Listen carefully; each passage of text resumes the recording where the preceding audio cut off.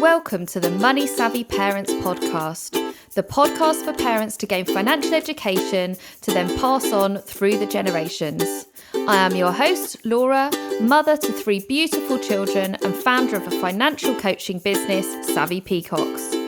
Let's remove the taboo from money together.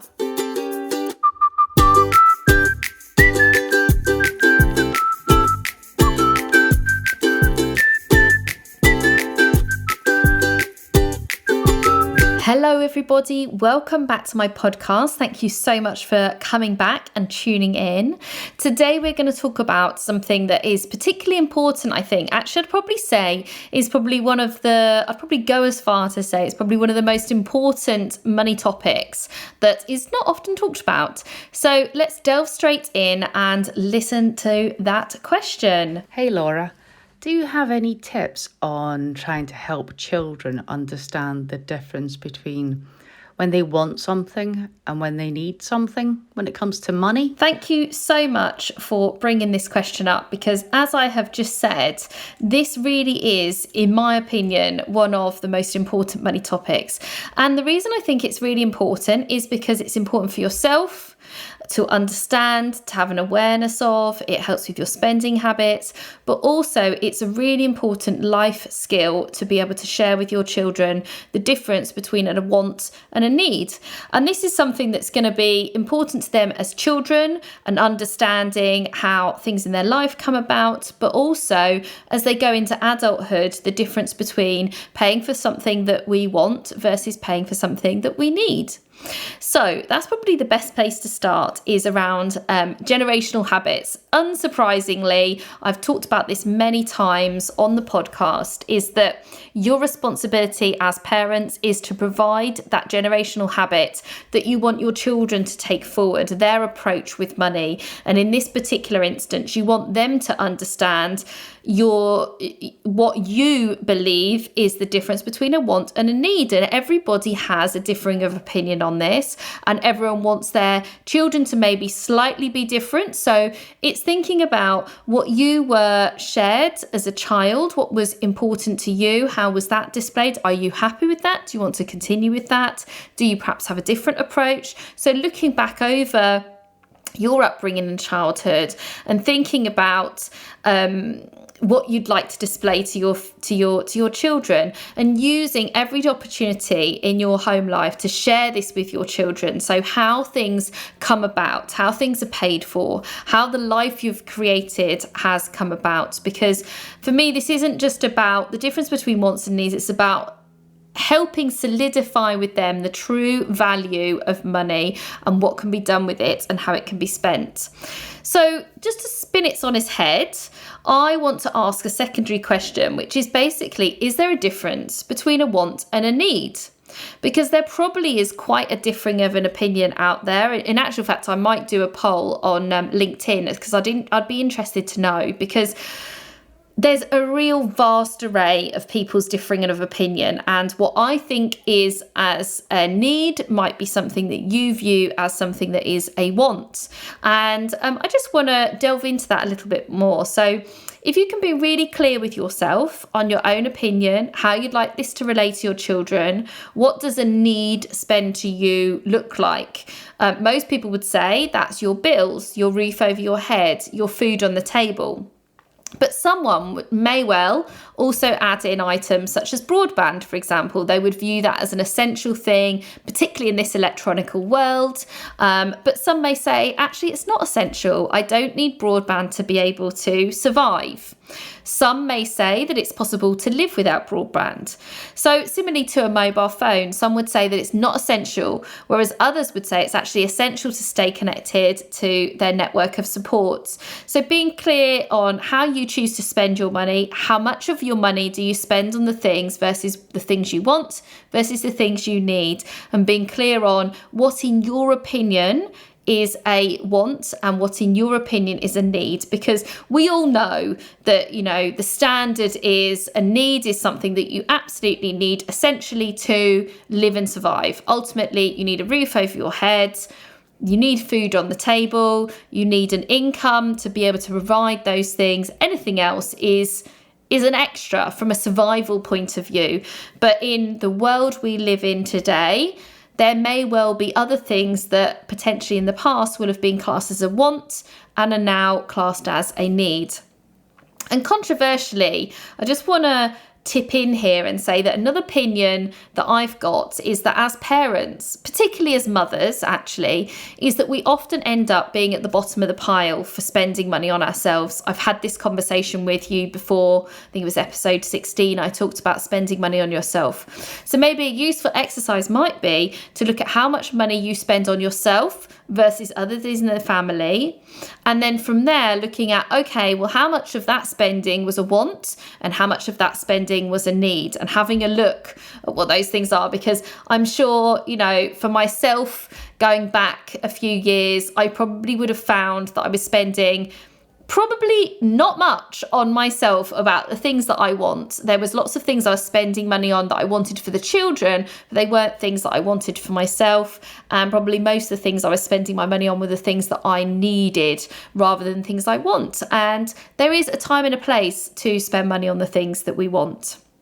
So this really is a great conversation to open up with your children. So thank you for having the awareness, because things like broadband and mobile phones, for example, is all they've ever known. Sometimes it may feel that they actually know about technology more than we do. I mean, definitely, if when we were their age, they definitely know more than we did. So think very carefully before opening up this conversation and this subject, being careful not to impose your opinions on the children and thinking about what life they might be going into, or the lifestyle or the world that they will be working in when it's their turn to be an adult. So guiding them towards what's a need and what is a want, but without imposing your opinions. So now I have another question. Is there something that you would deem as essential and therefore a need, but in some cases people may well class as a want? So is there an alternative option? And something I want to introduce you to as a decision-making tool that may well help at this point is a saying that I often use with my clients is use your brain. And what I mean that is it's a little acronym, and it stands for what are the benefits? So the B is benefit. What is the benefit of this thing you want to buy? What's the risk of buying this thing? So that's the R. The alternative, the A in brain, is alternative. Are there any alternatives? What actually came to mind when I was thinking of this is that something that's essential for me is moisturiser. This is going to sound really silly and trivial, but I'll share with you anyway. I have very dry skin. I can't cope if I don't have moisturiser. It's very uncomfortable for my face. But that doesn't mean I need to go and buy the most expensive moisturiser in the market. And I'm not particularly picky about what type of moisturiser as long as I've got some, because my skin dries out. So for me, that's an essential, but someone else might say, well, actually that's more something that you want. So this is where this conversation really does come in. So that's what I'm saying about an alternative. Yes, I need that in my life, but is there an alternative to paying out hundreds of pounds on face cream, for example? What's your intuition telling you? What's your gut telling you to do here? So your intuition is the I. And then the last thing of brain is nothing. What would happen if you do nothing? And that really does help with any impulsive spending that might come up. So doing nothing, what would happen? Or can you give yourself some more time by doing nothing? So with children, the best way to explain to them would be to give them a live example. And that shouldn't surprise you because I've talked about it before.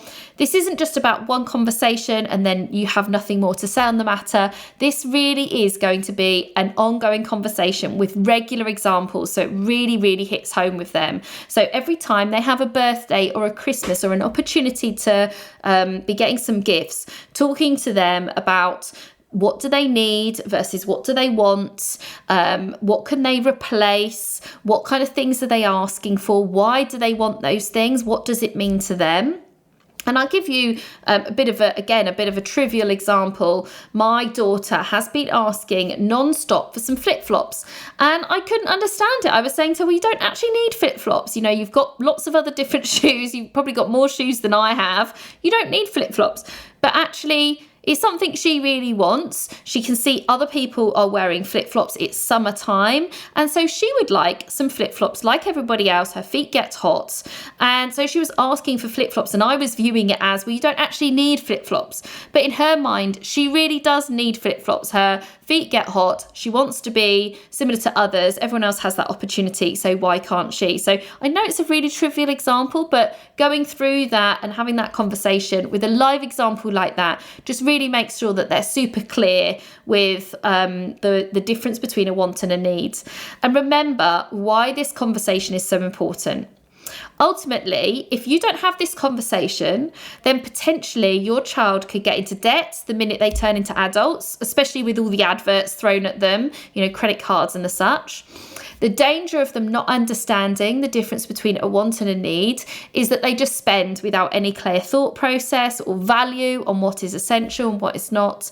And I would say it's actually more of an important lesson, as I said at the very beginning, than some of the other money topics like savings, for example. So if you're listening to this podcast, I already know that you're in the great frame of mind of making sure that you are talking to your children about money and that you're handing down some fabulous generational habits. But this subject is so, so important. So if you've done some work around savings, then please don't shy away from doing this conversation, because for me, this is just as important. So in summary, understand for yourself what is a want and what is a need. Do you need to do some work on this for yourself? Maybe are you spending money that you shouldn't be, or there's a bit of an imbalance there? What habits do you display? And then open up that conversation with real life examples from your family with your children. This really is going to be an ongoing lesson for you to teach your children more things that we are responsible for. But it's one of those things that if you aren't conscious with it, it will just happen automatically, and maybe inadvertently you might teach them in the wrong way or not make the most of the opportunity to be able to teach them the difference between a want and a need. So thank you so much for listening in. I hope that's given you some insight, and I look forward to you coming back into the podcast next week and hearing about our next topic. Have a great day. Thank you so much for listening to Money Savvy Parents. If you enjoyed today's episode, then please subscribe and post your money questions within a review for future episodes. If you want to learn more, then please join my Money Savvy Parents Facebook group or club on Clubhouse. Let's remove the taboo from money together.